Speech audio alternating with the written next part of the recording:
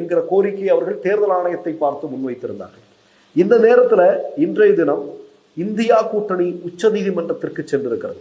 என்ன, அதாவது மகாராஷ்டிர சட்டமன்ற தேர்தலில் பாஜகவும் தேர்தல் ஆணையமும் இவிஎம் மூலமாகவும் பல்வேறு திட்டங்களின் மூலமாகவும் மிகப்பெரிய சதி செய்துதான் இவ்வளவு பெரிய வெற்றியை பதிவு செய்திருக்கிறார்கள். அதனால் உச்ச நீதிமன்றத்தினுடைய தலைமையில் இது குறித்து உடனடியாக விசாரணை நடத்த வேண்டும் என்று சொல்லியிருக்கிறார்கள்.